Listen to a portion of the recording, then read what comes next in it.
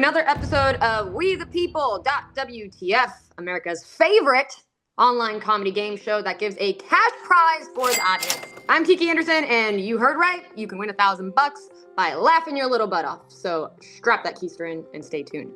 Taking part in today's funny festivities are my lovely friend Erica Cantor, very funny comedian. Erica, hello. How are you feeling today about anything? The world, your life, my life, anything? Your life, I'm curious.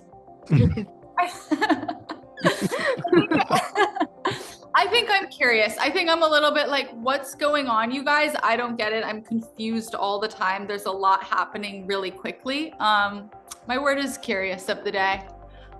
Curious. All right, open to possibilities. Max Beasley, another funny comic, great friend. Max, how did you feel when you woke up this morning? I woke up and I felt pain in my shoulder, and I thought, is this what the rest of my life is going to look like? And if so, what am I going to do about that? Well, as somebody who is 33 years old, yes. That is the rest of your life. Welcome.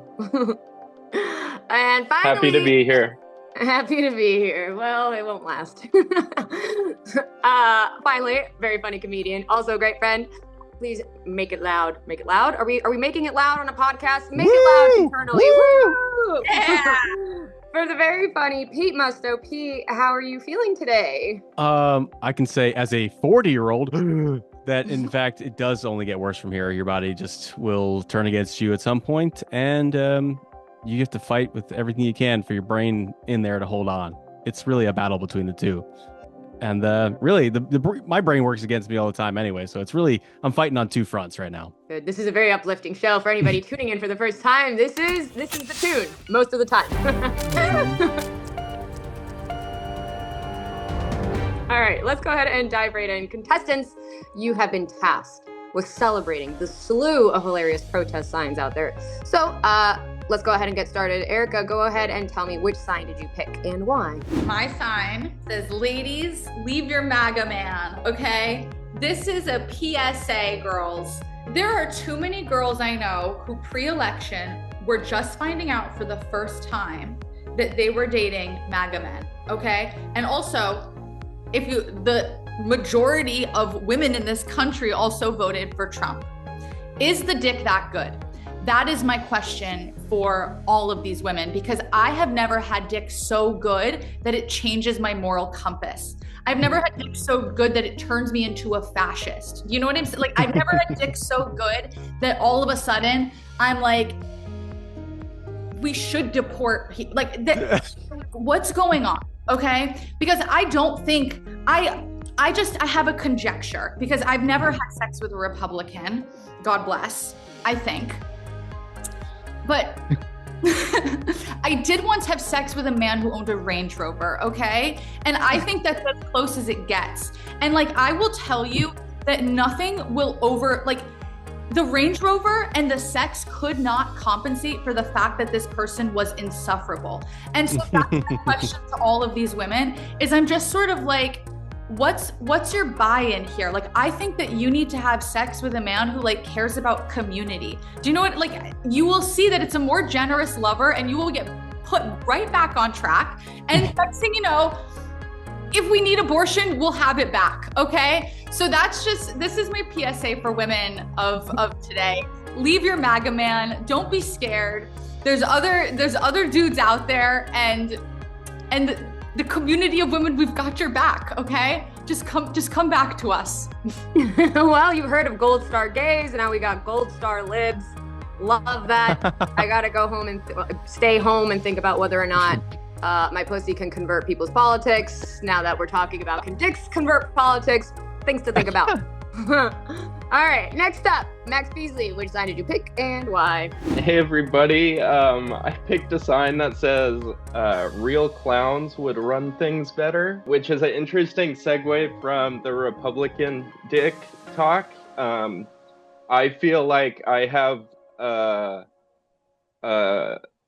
I don't want to be, but magnanimous, but as someone who lives in Los Angeles and knows a lot of clowns and interacts with a lot of clowns, I agree with this sign.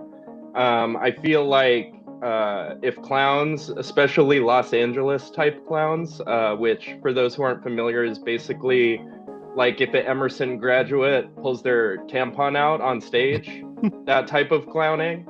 I think if those types of clowns ran the government, everybody in our country would enjoy the most amount of personal freedom that they would ever have had or could imagine, because basically clowns have no boundaries or rules with themselves or with other people, aside from not being scary or harmful. Obviously that would not be allowed. We would reserve that for sort of the Pennywises of the world, and they wouldn't hold seats of power in my imagining, but I think it would be a good way for the country to run. You know, everybody would be able to do what they want with their own body and their own art. The arts would be funded. Birthday parties would flourish. That new HBO show would probably get a few more seasons if clowns were in charge. I just think if we introduce Commedia dell'arte into our government, America could potentially become like Renaissance Italy. Maybe we could start castrating men again so that they sing pretty. You know, also it would be funny to see a bunch of clowns face off against the January 6th Vikings.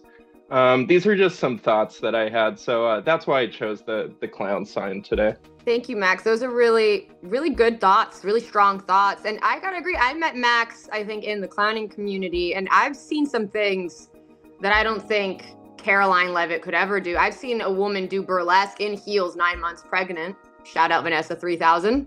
Wow. That's a woman that could end wars. I believe that, truly. And if she can't, maybe Juggalo Family Values will. You know?